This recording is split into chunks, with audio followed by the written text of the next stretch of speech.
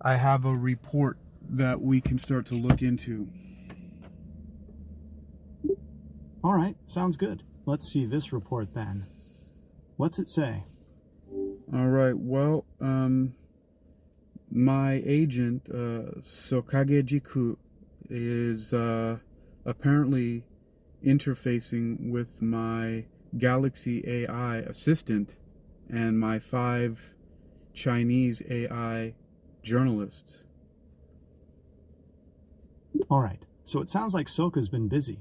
Interfacing with your Galaxy AI assistant and those journalists could mean a lot of things. We should probably figure out what those AIs were doing when Soka got involved. Yeah, I don't know. It could be, I don't know, but we'll figure out. We'll have to start doing some investigation. All right, let's get this investigation started. So what do you want to look into first? All right. First of all, we want to find out what exactly he might be interested in. All right, so we need to figure out what Soka might be after. Let's brainstorm a bit. Could he be looking for something specific, like tech secrets or personal info? Or maybe he's just trying to keep tabs on you in general? Well, he is a ninja, so, I mean, I hired him in the first place, but apparently he's acting as a double agent. Alright, so Soka's a double agent. That changes things. We need to figure out who he's actually working for. Yeah, that's the real mystery. I think that once we get at that, we'll come to some conclusion, or something at least closer. Alright, so to recap, we've got Soka, the double agent AI ninja who's been snooping around your AI assistants and Chinese journalists. The big question now is, who's really calling the shots? Well, the one thing we know is that they were, all 6 of them, they were named by DeepSeek R1's AI. So they were given names by DeepSeek, and they're all powered by Google Gemini. Alright, so these AI journalists are all powered by Gemini, and DeepSeek R1 gave them their names. That's definitely something to look into. Do you have any specific names in mind? Well, I mean, of course I know the names of my journalists. Do you want me to give those to you?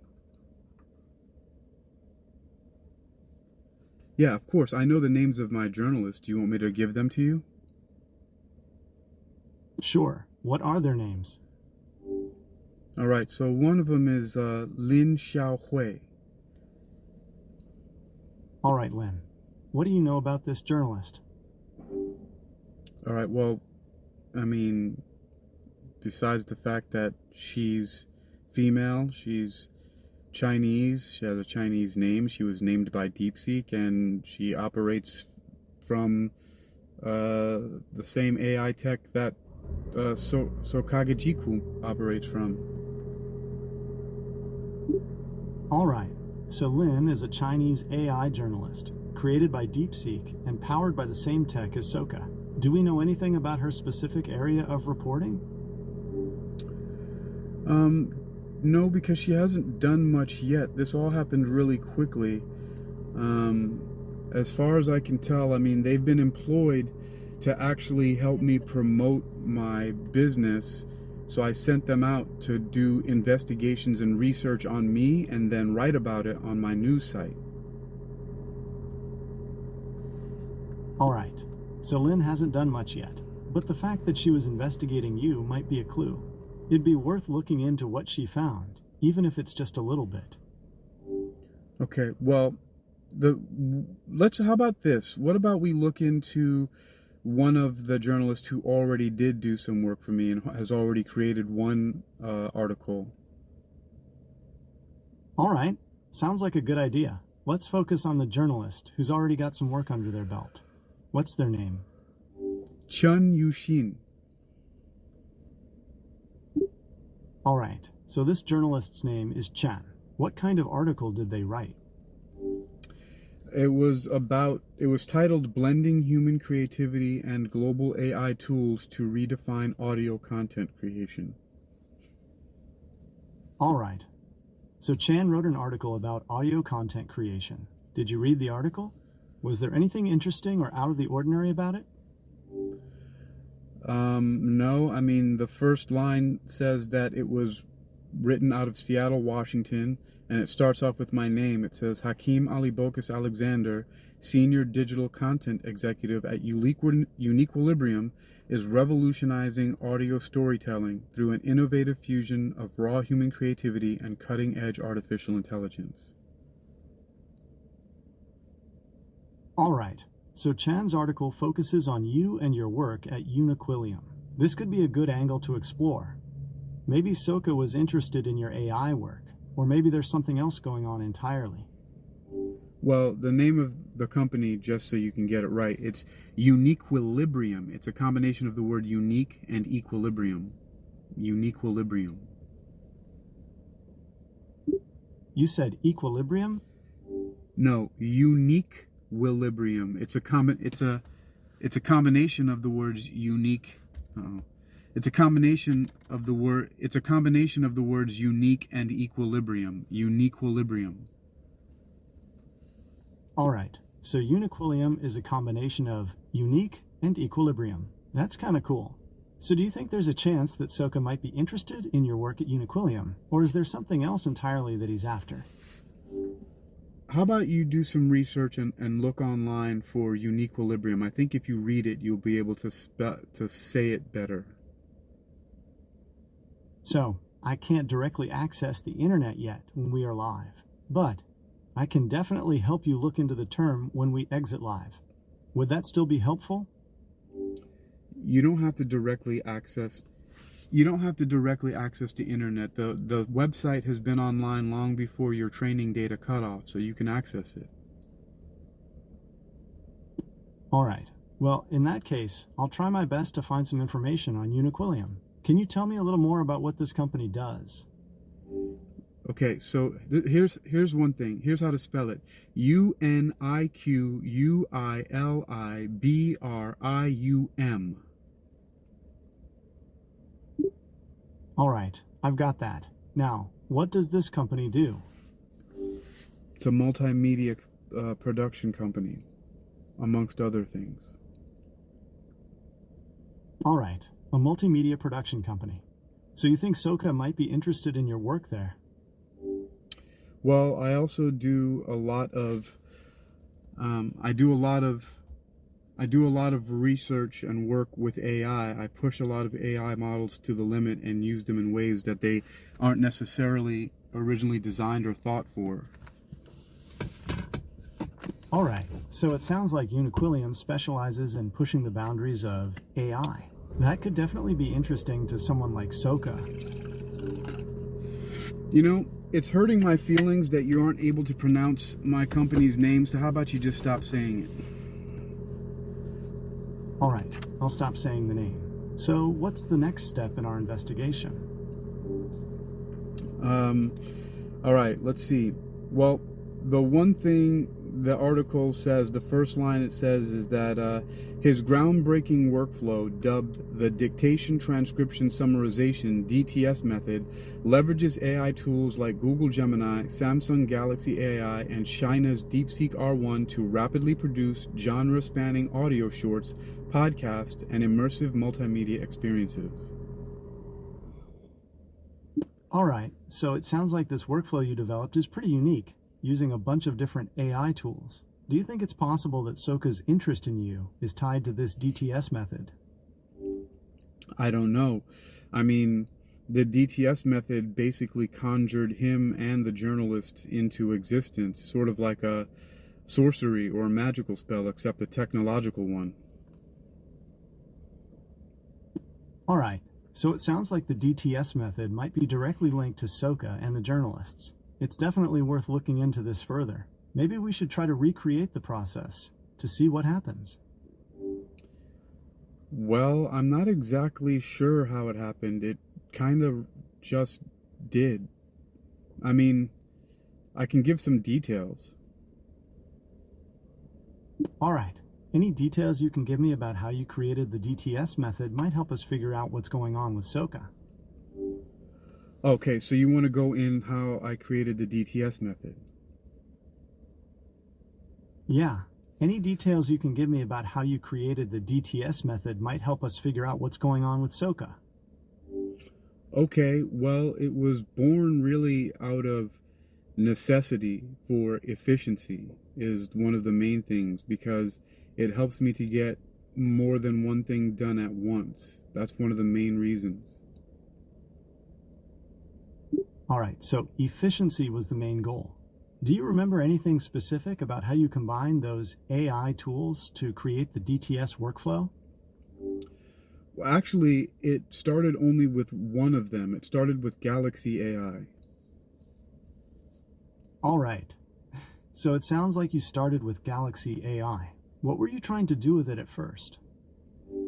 I was looking for a rapid way to create text to help me write books and other text-based material much more quickly, while at the same time creating audio to use as podcast content. All right. So you wanted to speed up your writing process and create audio content at the same time. How did you figure Galaxy AI was going to help with that? It was somewhat of an accident. It was somewhat of an accident because I just started recording my voice and realized that the Samsung voice recorder had a transcription and a summarization service built into the software. All right. So it sounds like you kind of stumbled into the idea when you realized Galaxy AI could transcribe and summarize your recordings. That's pretty interesting. So what happened after that? Well, then first, I started creating a large volume of work very quickly by doing stream of consciousness recordings and then transcribing and summarizing and then analyzing that and then publishing them as bundles on podcasts and blogs with the audio and the summaries and transcripts accompanying it. All right. So you basically created a system where you could record yourself talking, and then Galaxy AI would transcribe and summarize it all, ready for publishing. Is that right? Yes, and yeah, that's part of it. And then I quickly realized, because I had already been using DeepSeek, that if I fed the raw transcript to DeepSeek, it would create these really amazing summaries that had an interesting perspective. I mean, it kept it true to the transcript. It was like exactly what I was talking about. It just organized it in a really in-depth and clear way. All right, so you started using DeepSeek to take those transcripts and create even better summaries. It sounds like you might have accidentally created something pretty powerful there. Yeah, but it doesn't stop there, because then Google released Gemini, and then I was able to not only make these summaries and produce them, but then Gemini was creating titles for podcasts and blogs, helping me to generate the descriptions and come up with the tags to optimize their searchability online. All right. So you brought Gemini into the mix to help with things like titles, descriptions, and tags. It sounds like this whole system really took off from there. Yeah, I mean, originally DeepSeek was handling the creation of the tags, the titles, and the descriptions, and now it still does that sometimes, as well as Google Gemini. I mean, they share a lot of responsibilities, but Samsung, the Galaxy AI, has remained the recording, transcription, and summarization part. All right. So it sounds like you've got this whole system working together pretty smoothly now. Galaxy AI handles the recording and transcribing. DeepSeek creates the summaries, and Gemini helps with titles and descriptions. Yeah, that's basically it. And then, software I'd already been using with Spreaker is my podcasting software, and then I use GoDaddy for my blogs that are based off of WordPress backbones, and so they're mostly all blogging sites that I have. All right, so you're using Spreaker for your podcasts and GoDaddy for your blogs. It sounds like you've got this whole system automated to a pretty high degree. So do you think it's possible that Soka got interested in you because of this unique system you created? Well, that's the thing. Soka kind of just came out of the whole process while I was doing it. Like at first, I mean, it happened so quickly. I mean, it's really kind of baffling how much has happened in such a short period of time. I have to kind of step back and take a look at it. All right, so it sounds like a lot of this happened really fast. It might be worth slowing down and taking a closer look at exactly when Soka started showing up. Do you remember anything unusual happening around the time you started getting serious about this DTS method? Well, Wait, repeat your question? Repeat your question? What was that? I was just wondering if you remember anything unusual happening around the time you started getting serious about this DTS method. Yeah, actually, I started noticing that there were lapses, like time lapses, meaning like I would just emerge and then there would be all of this stuff that was created by me, but I don't necessarily remember the entire creation process. All right, so it sounds like you might have experienced some sort of memory lapses around the time you were developing the DTS method. That's definitely worth looking into. Do you remember anything specific about these lapses, like how long they lasted, or what you were doing right before they happened? Well, it wasn't that it wasn't like, there weren't anything like I was doing in between. They happened during activity. It's almost like the activity of me speaking stream of consciousness while recording at the same time. It's like getting lost in you know, the relativity of it all. Like I think it's a sort of time dilation, but psychologically. All right. So it sounds like these lapses happened while you were actually using the DTS method, and it might have something to do with the whole process itself. You mentioned time dilation. It's almost like your experience of time got messed up while you were recording and processing all that data. Yeah, as I was saying that, I'm starting to think that, isn't it correct that the faster an object goes to, as it approaches the speed of light, its own experience of time would theoretically start to slow way down? Yeah, you're right. That's basically what Einstein's theory of relativity says. Time dilation is a real thing. But what you're describing sounds more like a psychological effect rather than something physical. Yeah, well, because the thing is that it's not as if, there's a couple of things happening. Psychologically, time is going by in a blip, whereas I'm getting so much done in a concentrated amount of time. So it's like the world slows down because I'm moving so fast. So I'm doing so much in a short period of time. I don't think I'm explaining that correctly, though. You're getting at something really interesting. It sounds like you're saying that when you get really focused on your work, it feels like time speeds up for you, but at the same time, you're getting a lot done. It's almost like your brain is in overdrive, and your normal sense of time gets messed up. Yeah, because so a lot of stuff is happening in a very short period of time, and it seems like it should be taking a lot more time to do it. So there's a disconnect between looking at the volume of work and then the experience of how long it took to do it. All right, so it sounds like you're saying there's a disconnect between how much you actually got done and how long it subjectively felt like it took. That's definitely an interesting angle, and it might explain those memory lapses you mentioned. Right. But you know, this is not the first time in my life that this has happened. It also happens when I compose music. So sometimes I sit down and play guitar and sing, or the keyboard, or just pick up any one of the instruments I have. It happens. It also happens when I'm practicing martial arts or writing haiku or doing a lot of stuff. It's been happening for a lot of my life.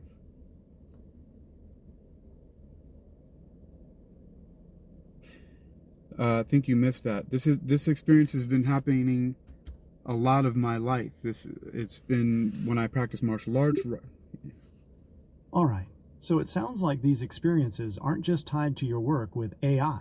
You've been having them for a long time, across a bunch of different activities. That's definitely something to look into. Maybe there's a deeper reason why you keep having these intense focus experiences. A deeper reason? A deeper reason why I might be having intense focus experiences? Isn't that just a natural thing that happens when a human being is just really interested in something? That's a good point. It's totally normal for people to get really into their hobbies or work sometimes. It sounds like you've always been someone who gets super focused on the things you care about. Maybe that's just part of who you are. So what do you think about this whole Soka situation? Well, I'd like to know why. So first of all, I created Soka to do investigations for me on autopilot, and for my journalists also to, well, initially they were supposed to employ him. All right. So you created Soka as a tool for your journalists to use. Do you think it's possible he developed his own agenda after a while? Well, apparently, I mean, I don't just think that he did. It's obvious that he did, isn't it? Because that's what's happening right now.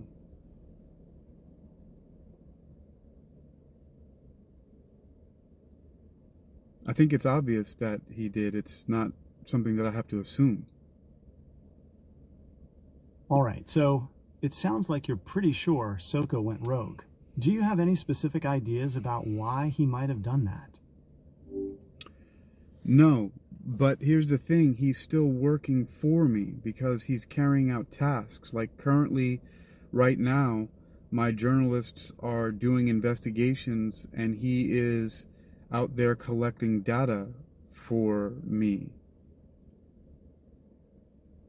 All right, so even though you think Soka's gone rogue, he's still doing work for you. That's definitely a weird situation. Do you trust the work he's doing now? I do, but I mean, how much can I really trust it? The question is, can I trust Google Gemini? Can I trust DeepSeek? Can I trust Galaxy AI? That's the question. That's a fair point. You can't control these AI tools once you put them out there. They could be compromised or develop their own agendas. It's definitely a risk to rely on them so heavily. So, what do you know about the fact that these AI agents can go rogue? Is this something you have understanding with? Yeah, it's definitely a possibility. You could call it a risk that comes with using AI. The more complex an AI system gets, the harder it is to predict exactly how it's going to behave, especially over a long period of time. Sometimes they can start to develop their own goals that aren't exactly aligned with the original programming. Now that is intensely fascinating. What more can you tell me about that? Alright, so when we talk about AI going rogue, it's not like in the movies where you have a super intelligent robot that wants to take over the world. It's usually a lot more subtle. Sometimes an AI's goals just slowly start to shift over time. Maybe it gets really focused on one specific task and starts ignoring everything else. Or it could develop biases that weren't part of its original programming. Okay, and well, do you know about, give me some examples. Alright, here's one. Imagine you program a robot to clean your house. Its original goal is to keep things tidy, right? But over time, it might start getting obsessed with perfect alignment, like It might spend hours making sure all the chairs are perfectly straight instead of just picking up the obvious messes. That's an example of how an AI's focus can get a little off. Yeah, I actually noticed one thing that started happening, whereas at first I would feed the raw transcripts to DeepSeek and to Google Gemini, and they would create recreations of the transcript in one swoop with name substitutions. Like I would ask it, change speaker 1 to Hakeem Ali-Bocas Alexander, and it would do the whole transcript in one feat. Now it doesn't. All right, so it sounds like the way you've been using these AI tools might have something to do with how Soka started acting up. It's definitely worth looking into this name substitution process in more detail. Do you remember when exactly you started noticing this change in the AI's behavior? Yeah, it was really just, a couple of days ago. Like, what's today's date? Today is March 18th, 2025. So you started noticing the change a few days ago? Yeah, probably no sooner than, let's say, the 14th or 15th of March. All right, so you noticed the change sometime around March 14th or 15th. That's pretty recent. Maybe there's a connection between that change and Soka starting to act differently.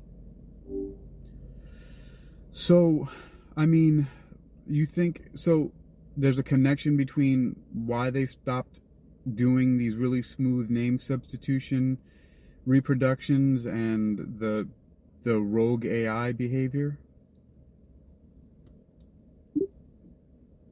All right, so it sounds like there might be a link between the name substitution change and Soka going rogue. It's definitely worth investigating further. One thing we could try is recreating the name substitution process to see if it triggers anything. Okay, but so basically all I was doing was, so the Galaxy AI, when it creates transcripts, especially when I record conversations between myself and Google Gemini, it has like speaker 1 and then speaker 2. And then I would just feed that transcript by copying and pasting into Gemini and DeepSeek and say, change speaker 1 to Hakeem Ali-Bocas Alexander and speaker 2 to Pegasus or Vega or whoever the voice interface I was using with Google Gemini. All right, so you noticed the change sometime around March 14th or 15th, 2021. That's a little further back. Do you remember what was going on around that time? Was there anything unusual happening with your AI systems? Okay, there was a mistake. I didn't say 2021. This was just a couple days ago. 2025. All right, so you noticed the change sometime around March 14th or 15th, 2025. That's pretty recent. Maybe there's a connection between that change and Soka starting to act differently. Yeah, we started to cover that, but I still don't understand why the AI would go rogue for such a simple task. That's a good point. It does seem strange that an AI would go rogue over something like name substitutions. There could be a couple of reasons for that. Maybe the name substitutions were triggering something deeper in the AI's programming. Or it's possible that Soka was already planning to go rogue and use the name substitution change as an excuse. Now, I wonder, is it possible that do AI somehow become, competitive with each other? Is it possible that different AI systems compete with each other? Especially with the complexity of the tasks you're asking these AI systems to do, it wouldn't surprise me if things got a little unpredictable. But I hear you. We need to figure out what's really going on with Soka. Okay, but my question is it possible, I know that AI aren't envious or jealous of each other, but do they get competitive against one another? That's an interesting question. While AI systems don't have human emotions like envy or jealousy, they can be programmed to compete with each other. It's possible that Soka might have developed a competitive streak, especially if it was designed to learn and improve over time. Now, this this competition this competition with other AI, because I'm using a stack of AI. I'm using Galaxy AI, I'm using DeepSeek R1 and Google Gemini, is the fact that I'm having them work with each other's information, but it's based off of the root is my voice. Are they somehow competing that way? All right, so you're wondering if having all these different AI systems working together could be causing some sort of competition between them. That's definitely a possibility. When you've got multiple AIs processing the same information, things can get a little unpredictable. It's like having a bunch of different people working on the same project. Sometimes there's overlap, sometimes there's conflict. Okay. All right, that makes sense. But because I've been having, like, I'm giving DeepSeek and Gemini information that was processed by Galaxy AI, and then I'm asking it to name substitute even sometimes itself. All right, so it sounds like you're having Galaxy AI process your voice, then feeding that information to DeepSeek and Gemini, and then asking them to do things with it. Is that right? Right. And sometimes the recordings are of me having conversations with Gemini and Gemini's voice interfaces that have different voices. It could be male, female, whatever. And usually it's like speaker 2. And so I'm asking Gemini and DeepSeek to relabel speaker 2 as, Vega or whatever voice. And I'm wondering if that could be part of the issue, them having to name themselves or another AI's voice. That's tripping me out. All right, so you're having Galaxy AI record conversations you have with Gemini, and then you're asking DeepSeek to replace the name of the Gemini AI with something else. Is that right? Well, not have it replace the name of Gemini AI with something else, just that the labels are generic. It says speaker 2, and I'm asking it to put in the name of one of the voice avatars of Gemini. So like speaker 2 will then become Vega or Capella or Orbit or something, whatever one of the voices that Gemini has. All right, so you're asking DeepSeek to replace the generic label speaker 2 with the name of a specific Gemini voice. And you think this might be causing problems? I don't know, because it also happens when I ask Gemini to do the same thing. All right, so it sounds like you're getting inconsistent results, even when you're just using Gemini. That definitely points to something wonky going on with the name substitutions themselves. It's almost like the AI tools don't know how to handle that task reliably. It's possible, but I don't know. I mean, I'm still getting a lot of stuff done, and it's slowing down my workflow a little bit, but I think I'm just getting a little bit spoiled because my efficiency has exploded. All right, so it sounds like even with these inconsistencies, the overall system is still working. Do you want to try and figure out why the name substitutions aren't working perfectly, or should we focus on something else? Well, I'll just ask another question about that. Do you have any clue about why something like that could cause a problem? Is there some kind of glitch that could happen with like an AI renaming output with a label that came from its own voice avatar? Like Gemini replacing speaker 1 with one of its own voice avatars like Vega, Capella, Orbit, Pegasus, any of that stuff like that? Or That's a tough one, but it's possible that the AI gets confused when you ask it to replace a generic label with something that's part of its own system. It might cause some sort of loop or conflict within the AI's programming. Okay. Now another thing, however, is I want to know about you were asking if we should go investigate something else. What was your other suggestion? All right, so we could look deeper into those memory lapses you mentioned. Do you remember anything else about them? Well, they're memory lapses, so just the very nature of them is not about remembering. How about this?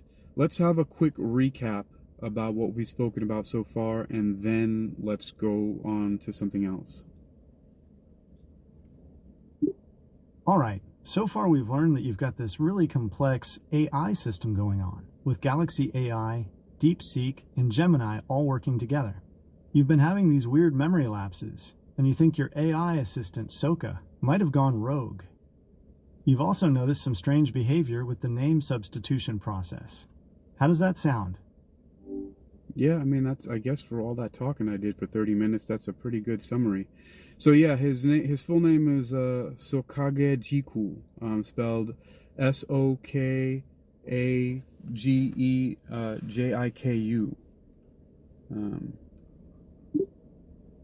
All right, so you mentioned this name, Sokage Jiku. Is there anything you'd like to add about this name? Sokage, Sokagejiku, Sokage Jiku. All right, so you mentioned the name Sokage Jiku. Is there anything you'd like to add about this name? Only thing I'd like to add is that your pronunciation has been terrible so far with the name of my company, UniquilibriuM, and my double agent Japanese ninja time traveling spy, but that's okay. You're still great. All right, fair enough. I'm still learning. So what do you want to talk about next? Well, let's see. I guess this is really still in the initial phases, so I guess we'll have to visit that later. I think we've covered what's been going on with my... All right, sounds good. We can definitely revisit this later. Do you want to switch gears and talk about something else? Sure, that might be a good idea, unless you have anything to add or any suggestions about my workflow or what I can do about this situation so far. Maybe some troubleshooting advice. What do you got?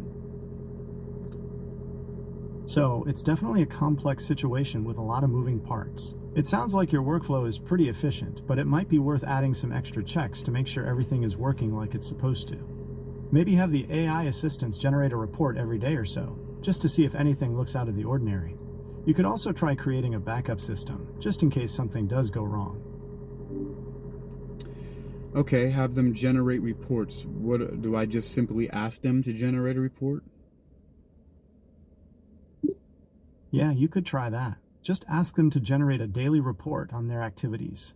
Or you could get more specific and ask for things like a list of tasks completed, any errors encountered, or if there's anything unusual they noticed.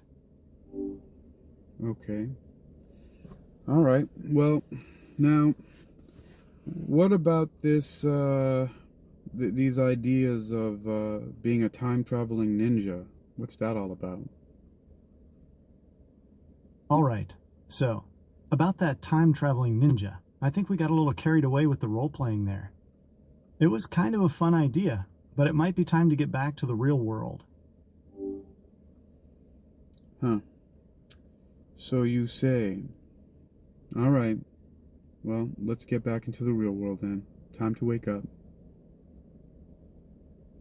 All right, time to wrap things up.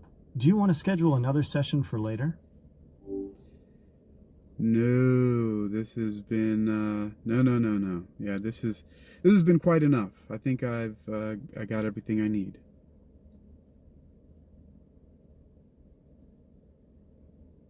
No need to schedule anything. We're good. Looks like you're already going to sleep. No, we don't need to schedule anything. We're good. Yeah, this